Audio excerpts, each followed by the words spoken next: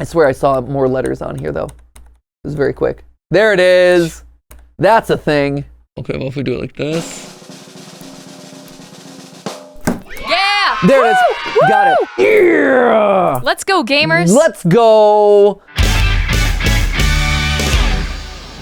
Hey, guys, and welcome to GT Not Live, where today we're doing something new with Poppy.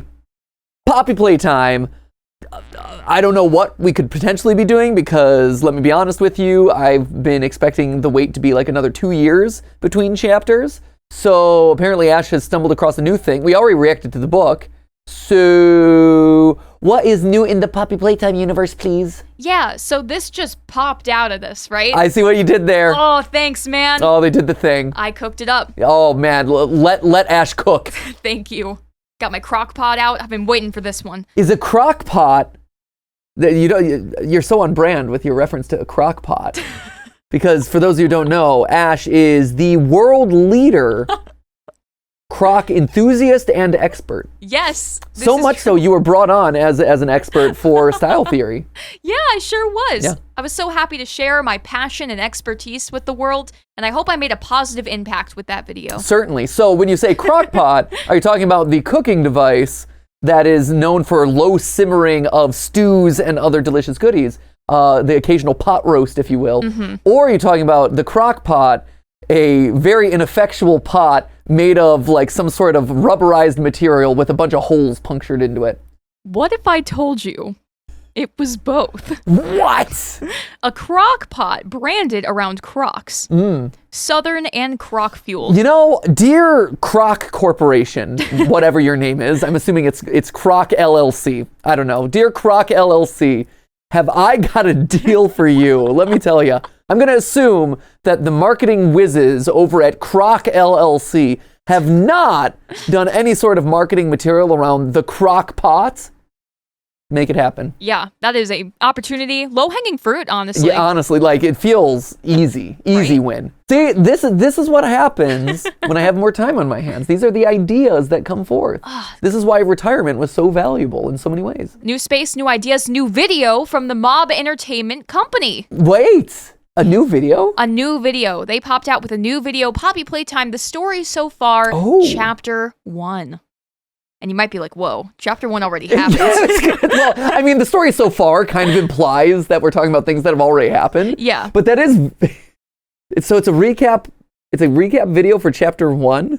It is a recap video for Chapter 1, Okay. but they added additional caps to it.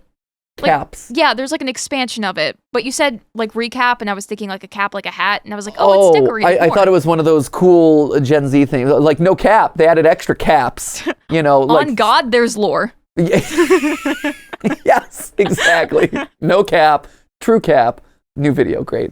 A cap of caps. Oh, I hate all of this. This sucks. Yeah, this is the worst. Please nix all of this from the record. It never happened. Done. We could edit it out, but we won't because you as the audience need to be privy of the shame just happened here on the couch. Yeah. Right now. So I should play this video. So I'm assuming that there is new information to be gleaned from this. Yes? There is new information to be gleaned. Okay. Some theorizing, Oh, I perhaps. love that. Oh, I know it's your favorite thing to do. That's my favorite thing. That and ironing my sweaters.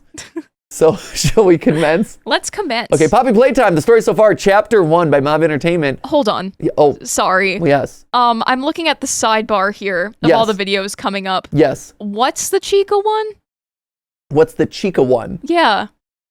I'm sorry. I was. It's kind of a wild ride down this side, It right? really is. You've got Dan Murrell, a fantastic film reviewer, one of my favorites on the platform. He and I go way back. He's tremendous. I think he's great. Lorefy, great. Love that channel. It is. If only I had that channel in existence when I was writing the scripts myself, because I listened to so much music on repeat. So Lo-Fi, great, awesome, good job, Lorefy. Back to running away from Mommy Alien. Hello? That says the Alien Isolation? That is Alien Isolation. I work for Mr. Beast. He's a fraud. Apparently, YouTube really wants me to watch that because it's in the power position. The power position? Yeah, technically here's a fun fact about YouTube. I discovered this one day. I called YouTube out on it, and they're like, how did you figure it out? It's like, because I pay attention. what the video that they most want you to click on, or the one that is kind of the most relevant to you in this moment kind of thing, always tends to be in the 4th position. Fun fact, in the suggested video bar along the side. The reason I knew it was because I could tell, like I was doing experiments on the platform, and I could see that every time the video that I was trying to push people towards was in the 4th position, and it was like, oh, there's something special about the 4th position, and that's what it is. So 1 is highly likely to one is highly likely to align with your search interests historically. They've adjusted over the years, but technically 1 is like, hey, this is probably the best one next for you. 4 is, hey, here's a new route for you to go down that is going to be highly engaging for you, but you might not be familiar with either the topic or the creator. So 4 is like, here's a new pipeline, or like, let's send you down. And then 5, so forgive me, because it took me a while to get down. I'm like, where's Chica in this? Where's Chica in this? And then, but no, Chica is position number 5. Can I beat security breach before the laxatives? What is this world? What world have we entered into? Can I beat security breach before the laxatives kick in? Do we have a laxative percentage count throughout this? That the thumbnail would imply. It's laxative percent. It's a new speedrunning category. What the heck, Mr. Wigglesworth? I mean, you got my attention. Right? I gotta admit, I am curious about that one. I feel like it's unbelievably unhealthy. No. Like, I please don't do that for the clout or the content. Like, unless your bowels are actively stopped up and you need the laxative for your own good, please. Right. It's not worth it, man. The views aren't worth it. No, use laxatives responsibly. Yes, please. At the same time, this is a very different power position. This is a different kind of power. Yeah, if number 4 is the power position on you, 5 is a very different power position. Wow. I mean, hey, kudos, man. One of those things where you think you've seen everything on the internet, and then you're like, yep, that's a new one. Didn't see that one coming. No. I am intrigued. I will probably check that one out after this video, to be honest. Also, I gotta ask. Yes. Can I do it before how long does it take a laxative to kick in? It's like an hour. Is it like hour? Maybe hour and a half, 2 hours? Tops. I am not a prodigious user of laxatives. Nor am I. Right. I've never really needed that, fortunately, in my life. Eat your fiber. So I don't know what the timer is on this, which is part of the curiosity. I mean, we could make a very dangerous Google search. Hey, hey, Matt. Let's talk about Poppy Playtime, shall we? Please. The story so far, I hear there's a lot of cap in it. All the cap. No crap. Well done. Okay, let's check this out. Playtime Co security log. Hey, we got a year, 2005. There you go. 0125. Security log. Okay. 2005. Good. Love it. Poppy Playtime. One thing they are fantastic at is giving us dates. Love the dates. Entry to front lobby. Breached by unknown intruder. Entry to front lobby. Breached by unknown intruder. Okay. Wait, hold on. What was the...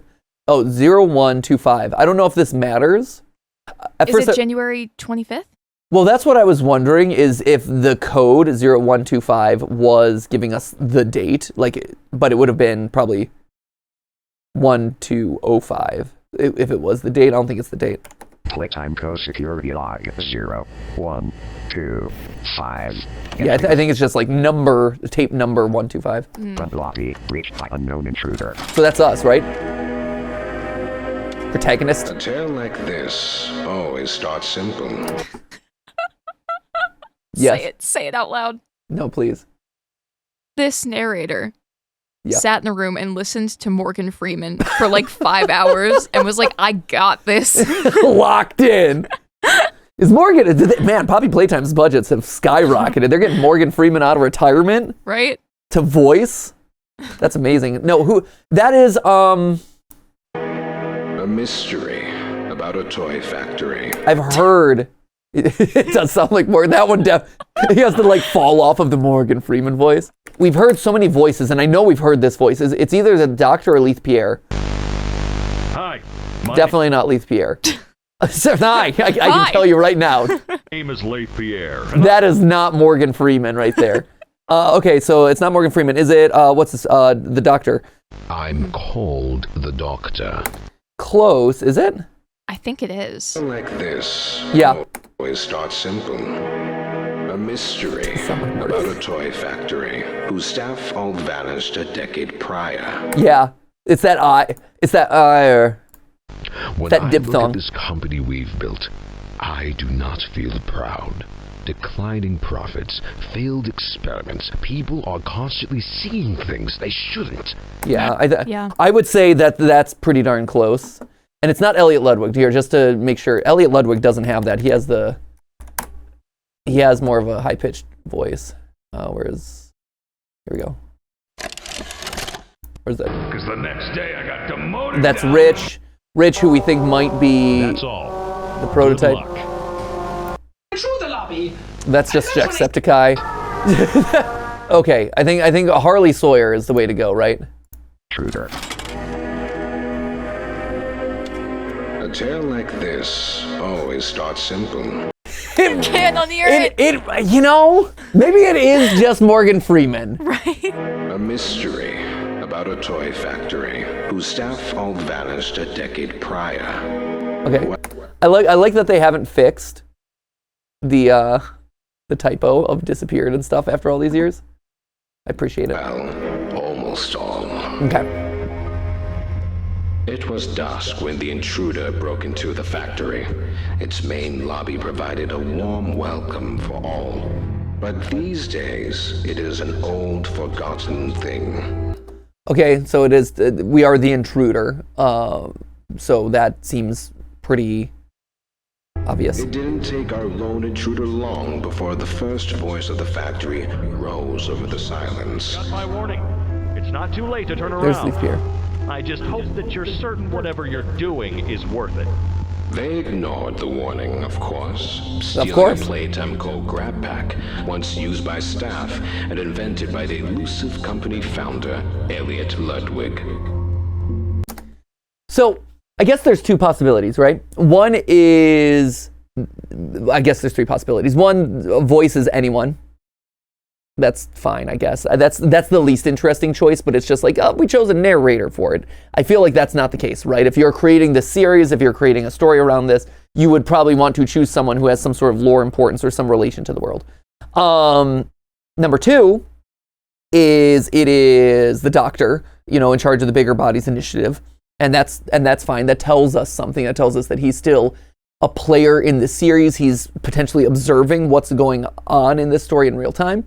But then I think there's maybe the most interesting of the three options, option number 3, which is that it is the prototype, right? So at the end of chapter 3, we learn that the prototype has the ability to mimic voices, right? That's one of the big abilities that it has. We have one of the tapes show that it's able to flip through a couple different voices that it's absorbed into itself. Like it in and of itself is like a voice mimic in a lot of ways. And so almost like another franchise that shall go unnamed. And so it's one of those things where if this is in fact Dr. Sawyer, it could be the prototype mimicking the voice of Dr. Sawyer, which I think is just an important thing to keep in the back of our minds from now on. Anytime we engage with Poppy stuff, is if we hear someone's voice, it could be them, or it could also very equally be the prototype acting through that person's voice, right? And it's a big misdirect, which is cool, but it also makes you think like, hey, anyone can be an imposter. The next creation our guest encountered was none other than Playtime mascot Huggy Wuggy. He loomed over the foyer with a wide, vacant smile. Weaker people would have laughed at that point, and yet this intruder progressed down. Should have left. Honestly, that is no sign of weakness. If you are entering an abandoned factory and there's like spooky stuff going on, you just leave, man. First off, you probably shouldn't be going into an abandoned factory in general. Like, what business has you going to an abandoned factory unless it is actively part of your job? Right? Like, unless you're part of like an FBI, the CIA, some investigative force, then I'd argue it's a sign of strength to have the awareness to be like, I should go. Right? Yeah, it's unless you're a cleanup crew. Right. Investigation. Investigation, that's a good one. Cleanup crew or repo man. I guess that's also cleanup crew though. Like, there's really no reason for you to be like scurrying around a bunch of abandoned factories. Maybe, perhaps you're on a tour of some real estate. Ooh. Like commercial, you're shopping for some commercial real estate and you have like a realtor there and they're like, hey, let me show you the place. Right. Possibility. Or a paranormal investigator. Paranormal. So a medium swath of people should be going through abandoned factories, but I'd say like, a solid like 70% of the population, maybe not. Yeah. Maybe not so much. Yeah. That 30% that are, paranormal investigators and realtors. Other than that though, hard pass. Yes. But I agree with you. Be strong, know your limits, know when you're probably getting yourself into some sort of legal or personal trouble. Stay in the 70. Stay in the 70. Yeah. Hashtag stay in the 70. Picking up pieces of the distant gas, this intruder progressed down. He did. Picking up pieces of the distant past in their descent.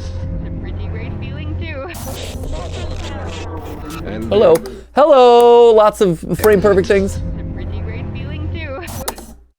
A pretty great feeling too. So this was, what was this? This was Stella's. So we've gotten Leith's tape. We've gotten Stella's tape. Okay, we got a glitch that we got to go frame by frame, of course. So there's a G, R, RG. Okay, this is going in order now. IV,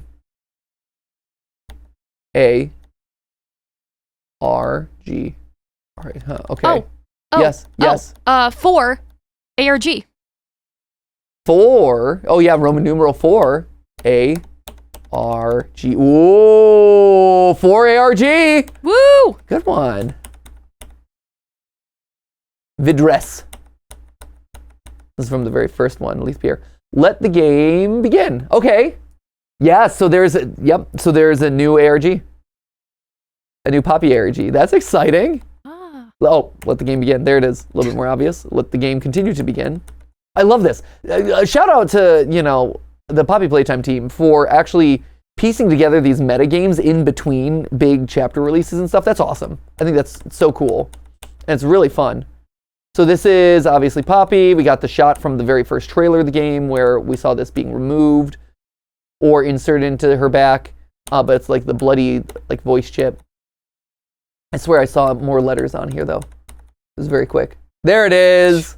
That's a thing. Oh, that's a lot of thing. Should we solve this? I mean, I feel as though we must. I feel like it's important. Down. We've got a lot of things. It is J5. Excuse me while we do this. RANZ. SWC cutoff. SWC cutoff. Okay, so now here, let's go to the previous frame. Oh, wow. You can see it a couple different ways. There we go. All right. Okay, cool. Okay. FXGI IDX. IDX? Yes. Okay. And then BAM. Bam! BAM! SWC, yeah, 4Q equals, yeah. 4Q equals. That's unusual. Right? What's the equals? Huh? Does that denote the end, or is this just a very long equation? Is this? No. This would, normally when I see equals, I usually think like, oh, it's a YouTube link, but it's not.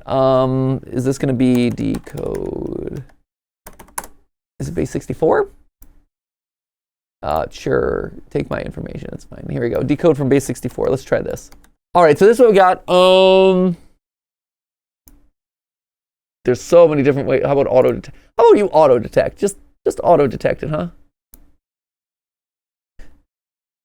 Not that one. Because here's the thing. The numbers make it so that way it's probably not your typical just substitution cipher. You do base 32. Feels like it's one of the bases. Base 32 decode. Let's try that. What this is going to do. Invalid base 32 encoded data. No, is this not okay? What's wrong with it? Why is it invalid? What am I missing here? Is it the equals? It might be the equals. Try that. Nope, definitely not. Well, Okay, well, if we do it like this. Yeah! There it is. Woo! Got it. We had it. We just needed to put it all on one line rather than breaking it up. Yeah! Let's go, gamers. Let's go. On felted feet and with bated breath, sleep draws ever near. But with a 6. Whoa. So that's either a typo on our part or that's an intentional thing for this ARG, this ARG4. That feels like it's one of the smiling friends, one of the smiling critters, right? Because felted feet, you think of like, oh, it's a stuffed animal or a puppet of some form. Bated breath, they're just eagerly awaiting something. And sleep draws near. So, I mean, you're talking like catnap, right? Catnap was the big theme. Like all of the theme of chapter 3 was sleep, right? Right, and then catnap is the one who has the gas breath that puts the kiddos to sleep or worse. Right. This seems like it would be coming from a smiling critter, right? It would be like, oh, I'm a little felt creature and I'm so excited because even in the lead up to chapter 3, there was a lot of hype around them worshiping Catnap, right? Catnap was some sort of god, right? They were excited about him. And so I'm here, I'm a stuffed animal, I'm waiting eagerly. Bated breath means I'm waiting eagerly. Sleep draws near. I'm waiting for Catnap, which feels like old. Like it makes me wonder if this is something that was waiting to be used for, you know, maybe it's a leftover from the last time they did a big ARG, or maybe this is kind of like continuing from where we last left off with the smiling critters and it keeps going forward. It's also worth noting, like at this point, a lot of the smiling, like I feel like most of the smiling critters have been kind of like bumped off, right? Like they're not as many hanging around anymore. So anyway, there you have that. And this is where the fun began. Our intruder stirred one of the factory's security measures, and he performed exactly as he was designed. So it's interesting, right? This also there's a couple different ways of interpreting this. The he presumably is Huggy Wuggy, right? He, the security measure, performed exactly as he was designed, which is chasing him, right? But I also kind of like the double entendre here, or kind of like leaving it into this vague territory, because there's also an interpretation here that the he is referencing the intruder. The intruder broke in, triggered a security measure, and he performed exactly as he was designed. In terms of like, hey, the intruder did exactly what I wanted him to do, which was run away and go deeper into the lab or go deeper and release Poppy. I don't think that's the case, but I do like how it is kept vague that way. And the implications of whoever is doing the narrating being more of a puppet master of this whole thing. I think it's really cool. Our intruder scrambled through ventilation ducts with Huggy not far behind. The ventilation in this place has always been a maze. It's impressive this intruder made it through at all. That's interesting that the person who's saying this knows that the ventilation has always been a maze. It's an odd line to throw in there. Like the ventilation in this place has always been a maze. Like you didn't have to contextualize it that way, which implies that whoever the speaker is here, whether this is Harley Sawyer or someone else, knows that this place has an intimate knowledge or some level of familiarity with the ventilation of this. And to me, that doesn't say it's Dr. Sawyer, right? Because Dr. Sawyer is brought in to create the Bigger Bodies Initiative. He is a research and development guy, right? He is creating these monsters. He doesn't seem like a guy who would know the ins and outs of like the HVAC system of Playtime Co., right? I mean, unless one would have to hide in there or go in there for some reason. Right. Yes. I mean, that's very true. The one thing that I think about, right? So one of the things I pitched out earlier is this could be the prototype stealing Harley's voice or using Harley's voice. In which case, you know, the prototype has been crawling through vents and things. Like we see the prototype kind of like reaching through the vents and stealing up Catnap and things like that. I also wonder about, so last time we were talking about like, hey, there's a good chance that Rich, this kind of guy who's sympathetic to the kids, but a little bit disgruntled as an employee, maybe he becomes the prototype. He often complained about the bad work management and atmosphere. I'm just trying to see. He was a disgruntled worker. Do we know what he did? Because if he knew the ventilation system, that seems like that would also kind of support this idea, this theory. So Rich rants about the incompetence of Playtime Co. when it comes to managing shipments, losing his temper. He acknowledges the company's orphan program is for a good cause. He's demoted to the rejected room. After his demotion, Rich remarks about how he supposedly complained to the company for years for no response, leaving him more angered and stressed. He's favored, but currently unofficial candidate for Stewart's position. Yeah, so he rises through the ranks, right? There's a theory that Rich is the player. There's also a theory that he's the opposite, which is he's experiment 1006.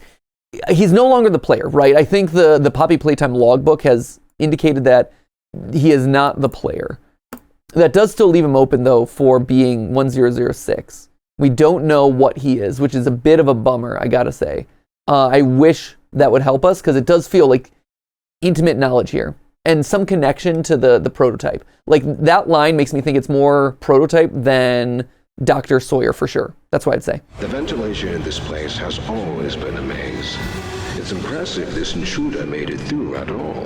Eventually, they made their way into an open warehouse, narrowly avoiding a collapsing catwalk that sent our dear Huggy plummeting into the depths below. Our dear Huggy, again, implies there's some level of like ownership or familial relationship there. If it's Sawyer, that makes sense because Sawyer's the one who makes the bigger bodies. So, him saying our dear makes it tracts. But also, if it's the prototype, again, it works both ways, which is really clever on their part. They lingered on the catwalks for quite some time. We must forge onwards in the name of science, whether those who are beneath us understand it or not. End of... Eventually, they moved. Whether those who are beneath us understand it or not. That's again, it's always interesting to go back to earlier chapters once you know more of the story. It's the same reason why with FNAF you always have to constantly be like reevaluating the timeline. One, because it's constantly being updated, but two, it gets you to question the evidence that came before or look at it through a new lens, right? That line of like, even if the people below us, you would think normally like, oh, that's like other employees, right? Like, oh, maybe we're in a high up position and it's the other employees who don't understand what we're going for. But there's also a world here where, as we've seen in this game, layers of the factory go deeper and deeper and deeper, like physically below us, right? We see that the orphanage is actually to a lower degree because you're going down in the train tunnel, right? Chapter 3 ends with us going down into the depths to whatever the next chapter is in chapter 4, but we keep going deeper and deeper into this factory. So this idea of like, oh, even if the people below us don't understand, maybe that's not a reference to like a management hierarchy, but instead maybe it's a reference to physically being below us. Yeah, there's also that phrasing specifically reminds me of the kind of weird religion cult thing that's going on with like the prototype and catnap. Yeah, like, we are those of a higher below power. us, like we are above, right? Because what I'm also getting from this recap is a sense of omnipotence. Like, how do you know all this after it's happened, right? Because in terms of where we are when we're playing, like when we're playing in the games, like the death and the slaughter has happened. Yeah. So who would have been there to see it all? Right, because Sawyer, where does he end up? Do we know where he ends up? I forget. History, let's just fast forward to the end. In a recording made in 1994, Leith Pierre mentions Sawyer and says he would normally be there to check up on Catnap, but that he's out and needs to do his work until they find a replacement. That's right? I thought that was the case. So Sawyer's out by 1994. In a recording made in 1994, Leith Pierre mentions Sawyer and says he would normally be there to check up on Catnap, but that he's out and needs to do his work until they find a replacement because Sawyer is gone. It's implied that something happened to Sawyer and that he's unable to work, right? So to your point about omniscience here, if this is in fact Sawyer's voice, which it seems like it is, that seems to heavily imply that the prototype is the one speaking here. Right. Because we know that the prototype is still in the building. We know that he's able to take on and copy Harley Sawyer's voice. We know that he is familiar with the vents at this point, right? Like he climbs through the vents, he manipulates the vents in some way, so he's familiar with how to get around the factory. So to your point, and also he could have been watching our player character this entire time. So it does feel like this story is being narrated either by Morgan Freeman or the prototype, 1006. That's cool. Good on the catwalks for quite some time. Like even that, they lingered on the catwalks for like they know Every move. Yeah, they know every move. They're watching everything that we're doing, which is fascinating. We must forge onwards in the name of science, whether those who are beneath us understand it or not. End of... Eventually, they moved on into a room the public was never meant to see. It wasn't a factory floor or corporate office. This place was different. And yet, not even a hint of the missing staff. That's an interesting call out. At the end of a long hall, there was a room, and inside that room, there was a glass case. Inside that glass case, a doll. Poppy. And we shall see what comes of it, won't we?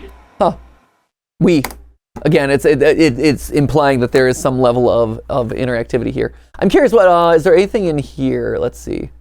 Recount the events of Poppy Playtime, Chapter 1.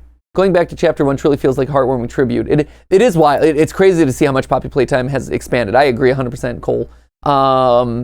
It is wild to look back and see how far this franchise has come. Chapter 2, the intruder doesn't care about the warnings and will look for people who are surely already dead, but it doesn't matter, he's the protagonist. It's a very brief summary of the next time they do this, absolutely. Oh hey, Black Demon Knight has the same thought we do. I'm calling it, this is probably the prototype making logs as he observes the player as he goes through the factory. Yeah, which again, goes to this idea of the prototype being in control, and also the prototype wanting the protagonist, our biologist character, to keep going down into the depths, right? I think that this is the thing that I feel pretty convinced of for now, which is that idea that that the prototype is actively luring us down, and the reason they're a biologist, again, confirmed by the orientation guide, the reason why they're a biologist specifically is because the prototype wants a new body. It wants a body that can pass as human. It's basically Ennard, right? We're just playing all the hits of FNAF again. You have a character who's able to mimic voices and misleads us through a telephone. We follow his instructions. We get to the bottom and surprise, surprise, hidden in the basement is an evil robot. Only this time it's not called the Mimic. This time it's called Prototype 1006. And there he is.